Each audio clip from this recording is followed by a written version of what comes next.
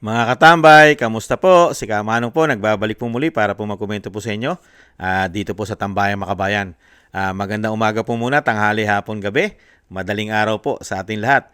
Sana po nasa maayos po tayong kalagayan lahat, mga kabayan. Samahan niyo po yung lingkod. Umpisa na po natin, mga tambay.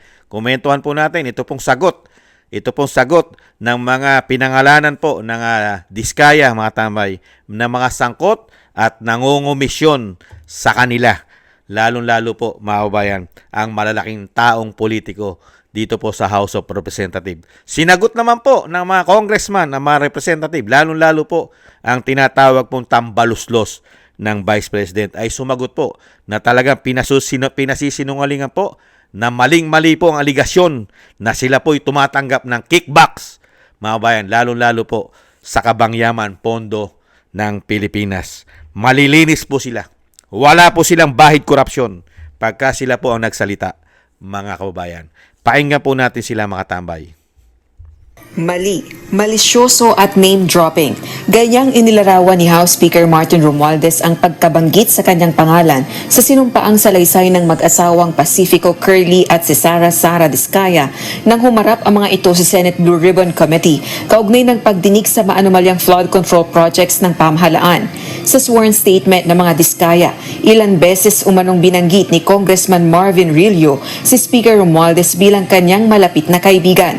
Ayon kay Speaker Romualdez, wala siyang kinalaman, wala siyang pahintulot at walang basbas sa mga ganitong gawain. Dagdag pa nito, wala siyang tinanggap at hindi siya tatanggap ng anumang suhol mula sa kanino man. Giit pa nito, wala ring sino man ang kayang manuhol sa kanya. Si Ako Bicol Party List Representative Elizalde Co, dating House Committee on Appropriations Panel Chairperson, itinanggi rin ang mga akusasyon laban sa kanya. Anya, handa rin umano siyang magpaliwanag sa korte kung kinakailangan dahil subject ng kaso sa Supreme Court at Ombudsman ang 2025 General Appropriations Act. Mariinding itinanggi ni Pasig City Representative Roman Romulo ang aligasyon laban sa kanya na sangkot sa anumang bidding o pamimili ng contractors para sa mga proyekto ng Department of Public Works and Highways o DPWH. Kabilang si Romulo sa mga kongresistang binanggit ng mga Diskaya na tumatanggap umano ng 10 hanggang 25% kickbacks mula sa proyekto matapos manalo sa bidding ang mga kumpanya ng mag-asawang Diskaya. Ayon kay Romulo, layon umano ng mga akusasyon ng mga Diskaya na ilihis ang atensyon, ibaling ang sisi at takasan ng pananagutan sa mga isyong kinasasangkutan ng mga ito. Una po, hindi po totoo yun. Hindi po ako nakikialam sa bidding sa aming sa DPWH. Let the people decide na lang at the end of the day. Kasi ano pa masasabi mo, parang he said, she said talaga lumalabas eh. Ilan pang kongresistang idinadawit sa kontrobersya ang naglabas ng kanilang pahayag laban sa mga aligasyong tumatanggap umano sila ng kickbacks mula sa mga proyekto ng Diskaya sa pamahalaan. Si Marikina City 1st District Representative Marcy Chodoro, iginiit na hindi siya kongresista nang ma-award sa mga Diskaya ang DPWH projects at ipinahayag na diversionary tactics lamang ito ng mga sindikato para malihis sa tunay na issue ng corruption at anomalya sa flood control projects ng DPWH. Dagdag pa ng mambabatas, pinag-iisipan na niya ang paghahain ng reklamo laban sa mga Diskaya dahil sa pagsinungaling at tangkang bahira ng dungis ang kanyang reputasyon. Tila nang gagaliitin naman sa galit si Quezon City 6th District Representative Maria Victoria Copilar matapos siya idawit ng mga Diskaya sa kontrobersya. Naniniwala itong may political agenda ang pagkasangkot sa kanya. Hindi ako papayag na nakawin ang pera ng taong bayan. Simula noon, Barangay Kagawad, naging kapitan ako, naging konsihal, unang termino bilang kongresista hanggang sa pangalawang termino ko bilang kongresista. Mamamatay ako at maninindigan sa marangal na paglingkod ang buwis ng tao ibinabalik sa taong bayan. Let the truth come out. If there are irregularities, let be exposed. Mr. Speaker, this is a time for truth. This is a time for accountability, not character assassination. Si Quezon City 1st District Representative Arjo Atayde, itinanggi rin ang akusasyon laban sa kanya. Giit pa nito, gagawin niya ang lahat ng legal na paraan upang malinis ang kanyang pangalan at papanagutin ang mga nasa likod ng pagkakalat ng kasinungalingan. 100% na hindi totoo. Yan ang reaksyon naman ni Quezon City 5th District Representative PM Vargas na balak ring magsampa ng kaso sa mga diskaya. Dagdag pa nito, walang diskaya project sa District 5 ng Quezon City kaya kwini-question nito ang motibo ng mag-asawang diskaya. Si Romblon Lone District Representative Eleandro Madrona ipinahayag na wala itong project sa mga diskaya at kwenestyon ang basihan ng paratang laban sa kanya. Narinig ditong nagkaroon ng bidding ang mga diskaya sa mga proyekto sa kanilang probinsya pero wala umano siyang kaalaman at pakialam kaugnay nito. Mariinding itinanggi ni Occidental Mindoro Representative Leody Tariela ang pahayag ni Diskaya at ipinahayag na ang pagpapatupad ng mga proyektong pang-infrastruktura ng pamahalaan ay tungkulin lamang ng DPWH. Wala rin itong alam at walang kinalaman sa anumang prosesong ito. Si Quezon 3rd District Representative Reynante Arrogancia nakikipag-ugnayan na sa kanyang mga abogado para linisin ang kanyang pangalan. Anya, ilalabas din nila sa tamang panahon at forum ang mga ebidensyang magpapatunay na walang basihan ng mga paratang laban sa kanya. Samantalang si dating San Jose del Monte, Bulacan Congresswoman at ngayon alkalde ng si Florida Robes, itinanggi rin ang aligasyon laban sa kanya at iginiit na walang ghost project sa kanilang lugar. Maghahain din umano ito ng libel case laban sa mga diskaya. Rosalie Coz, po, mga tambay. News and Rescue. Kaya po ang Pilipinas po ay pinaka-successful at napakaswerteng bansa. Napakaswerteng bansa po ng Pilipinas. Tayo po'y pinagpala, lalo-lalo po sa politiko. Mga kabayan, pinagpala po ang bansang Pilipinas sa mga politiko. Dahil ni isang politiko po sa ating bansa, pagka sila po nagsalita, ay wala pong mga magnanakaw. Hindi po kailanman sila gagawa ng masama. At sila po ay totoong lingkod bayan. Nanggagalaitin pa nga yung isang congressman dahil galing daw po siya sa pagiging kapitan. Pero hirap na hirap po, mga tambay. Binabasa pa yung kanya statement. Binabasa pa. Baka nga naman makalimutan. Unbelievable. Magmula po sa pinuno ng House of Representatives na hindi po kayang magnakaw kailanman at hindi po kayang suhulan ni numan. Ganon din po ang mga congressman na mapinangalanan sa iba't ibang panig ng ating bansa ay napakalilinis po. Tanging mga diskaya lang po ang mga demonyo sa ating bansa na talaga nagkakamal po ng pera, mga kabayan, lalong-lalo sa proyekto ng gobyerno. At syempre, ang DPWH at ang mga sangkot sa DPWH. Yan po ang mga demonyo umano. At syempre, yung mga sangkot po sa COA na talagang inaaprobahan po nila at 100% po nila na finish na po ang proyekto. Kailangan ng bayaran. Pagdating po sa politiko, mga bayan, sa mga politiko sa ating bansa, ni isa po, pag sila na po nagpahayag at nagbigay na statement sa taong bayan, wala po tayong politiko sa ating bansa, mga bayan, na sila po ay marungis at may bahid po ng anomalya at korupsyon ng kanilang paglilingkod sa ating bayan. Kaya po kung si Kamanong lang po ang masusunod, mga tambay, makikiusap po ako sa Guinness Book of Record. Makikiusap po ako na sana po'y bigyan po ng record, history of Book of Record ng ating bansa. Dahil kauna-unahan lang po ang ating bansa nung pumasok po ang binagoong ang Pilipinas, magmula po sa mga politiko sa Kongreso, napakarami po, talagang majority po sa 19 Congress ang wala pong bahid anuman korupsyon ang kanilang mga kamay at ang kanilang mga puso. Malilinis po. Kaya kailangan po ito makarating sa Guinness Book of Record na mabigyan po ng plaque ang Pilipinas na pinaka-honest, walang korupsyong politiko sa ating bansa. Malilinis ang mga Pilipino. Ang mga Pilipinong politiko, lalong-lalo sa Kongreso at pagpasok ng 19 Congress, ay wala na pong mga magnanakaw na mga politiko. Majority na po ay puro matitino na po ang naglilingkod sa atin.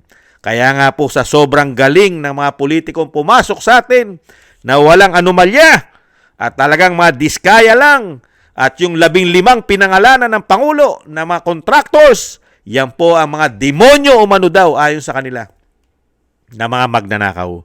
Kaya nga po ang mga proyekto po nila at kasama po ang proyekto ng gobyerno ay napakaganda. Bakit ko po nasabi? Magaganda po para sa kanila dahil alam po nila sa sarili nila na ang kanila po mga mansyon kaya po binibigay din po sa atin dahil sobrang init sa ating bansa. Tropical country ang ating bansa. Laging mainit.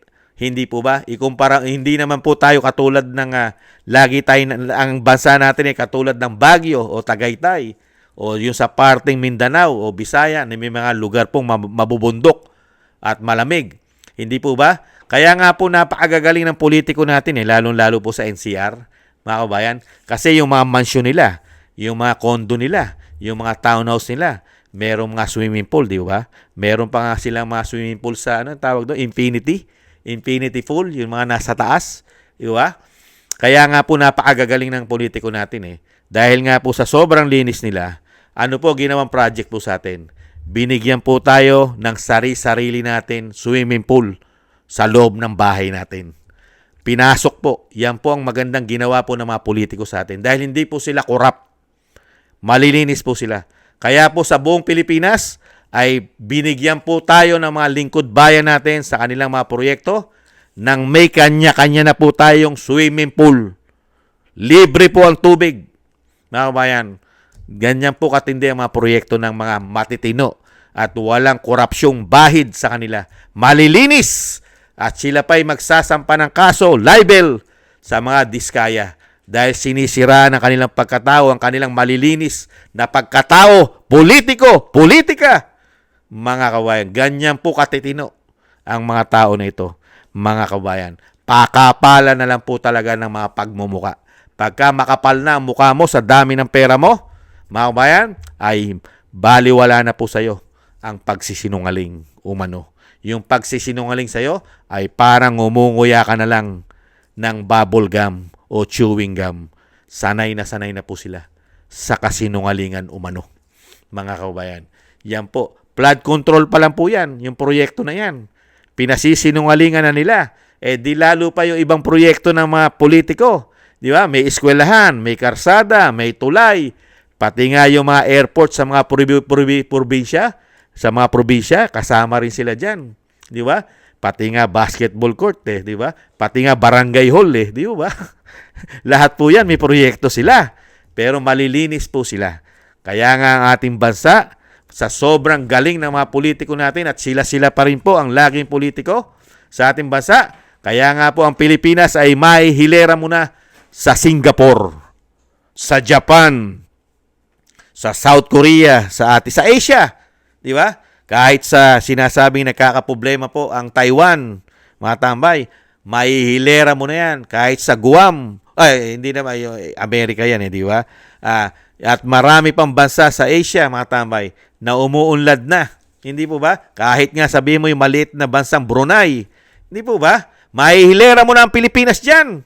Dahil napakagagaling at hindi po korap at magnanakaw ang mga politiko sa ating bansa. Kaya nga po yung sinasabi po ng Pangulo, ang ating bansa, nung sila po'y pumasok, ay gagawin pong world class.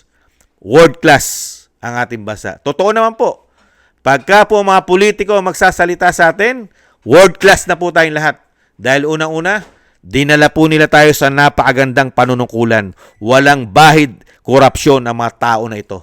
Mga kabayan, ganyan po katitindi ang mga taong ito. Walang bahid anomalya ang kanilang pagkatao. Never silang gumawa ng korupsyon at hindi sila pwedeng tumanggap at hindi sila tatanggap at hindi sila pwedeng suhulan. Mga kababayan, ganyan po katindi ang ating bansa. Kaya manawagan po tayo sa sa Guinness Book of Record. Mga tambay, ibigyan po ng itagi-tigisang plaque ang mga tao na ito dahil napakalilinis ng mga pagkatao.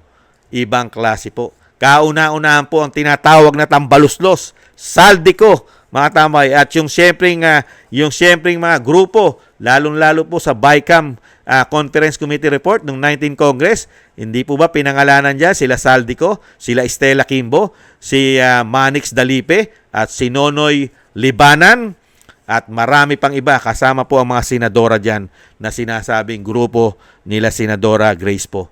Mga kabayan, pagdating po sa BICAM Conference Committee Report. Ibang klase po itong... Naniniwala tayo dyan, di ba mga tao? At maniwala po tayo sa kanila mga kabayan. Kasi hindi pa sila tinatamaan ng kulog at kidlat umano. Matatawa ka na lang sa mga tao na ito. Ibang klase, mga kabayan.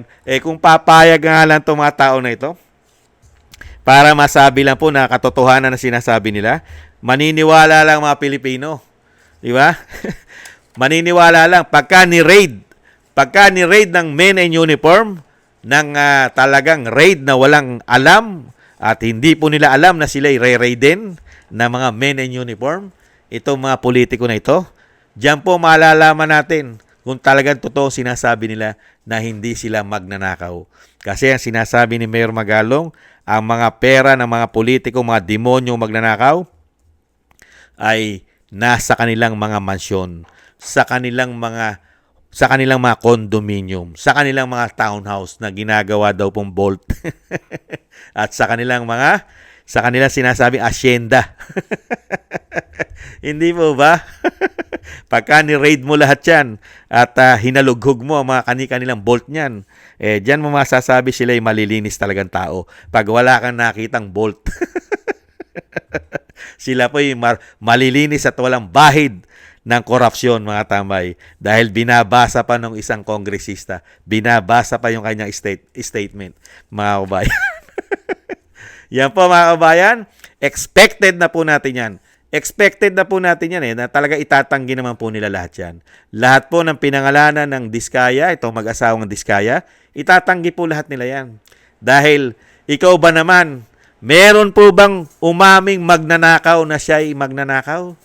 At di po ba ang kasabihan din, ang sinungaling ay kakambal ng mga magnanakaw. Hindi po ba? Kasabihan po yan Ang mga sinungaling ay kakambal ng mga mga magnanakaw. Hindi po ba? At kailanman ang mga taong sinungaling ay hindi po aamin na siya'y magnanakaw. At kailanman ang taong gumagamit ng pulburon at sumisinghot ng coke, kailanman ay hindi siya aamin siya'y nagpupulburon at sumisinghot ng coke. Kahit putulan mo yan ng yagbols at putulan mo ng ari yan, hindi aamin yan, mga kababayan. At syempre, malalakas po ang loob ng mga politiko sa atin kasi wala naman pong batas na bitay. Wala pong bitay Kaya kayang-kaya po nilang lusutan, mga kababayan. Kasi wala pong batas para sa mga politikong magnanakaw, mga kababayan, na pag napatunayan ay sila ay pwedeng bitayin. Wala Siyempre, protection po nila yan. Never po nilang gagawin yan. Di po ba? Na yung batas ay papabor o hindi papabor sa kanila. Pagka kasi bitay, hindi papabor sa kanila yan. Kaya hindi po nila ipapasa yan. Isinusulong nga po ni Pulong yan Yung batas na yan, yung batas, saka yung pulburon test, sinusulong po ni Pulong yan. Kaya lang, hinaharang po nila dahil ayaw nila maging batas. Dahil unang-una silang tatamaan. Hindi po ba? Dahil marami pong matitinong politiko sa atin at malilinis at walang bahid, anomalya. Ayon na rin mismo yan sa mga pahayag nila sa pangunguna po ng Tambaluslos, mga kababayan. Yan po, mga kababayan, ang kinumentuhan po natin na mga pinangalanan ng mag-asawang Diskaya, mga malilinis na tao, walang bahid, anomalya, korupsyon sa pangunguna po ni Tambaluslos ayon sa Vice President. Thank you po mga tambay. Sana gusto po natin tambay mga kabayan sa YouTube at TikTok. At ganun din po sa mga nagko-comment, like, share, and subscribe. Sa mga subscribers po natin, mabuhay po kayo. Thank you po. At sa patuloy po nagsusubscribe, maraming salamat po mga kabayan. Mabuhay po kayo. At sa patuloy po nagbibigay po ng biyaya at tulong sa inyong lingkod, shoutout po sa inyong lahat. Thank you po mga kabayan. Mabuhay po kayo. At ingat po kayo sa inyong po mga paggawa. At ganun din po mga kabayan, tayo po ay magdasal at manalangin. Isama po natin sa ating mga dasal na maingatan po ang pamilya Duterte, ang Vice President, na mailayo po sa kapahamakan. Ingatan po. Maingatan po. At ganun din po ang dating Pangulong Duterte, maingatan po sa kapahamakan. At madugtungan pa po ang kanyang buhay at kalakasan. at makabalik po sa lalong mabilis sa ating bansa. Maraming salamat po sa mga dasal, mga kababayan. At ganun din po mga kababayan, tayo po ay magdasal ng maingatan po ang ating buong sambayanan at tayo rin po mga kababayan ay maingatan. Maraming salamat po sa muli. Ingat-ingat po. Bye-bye.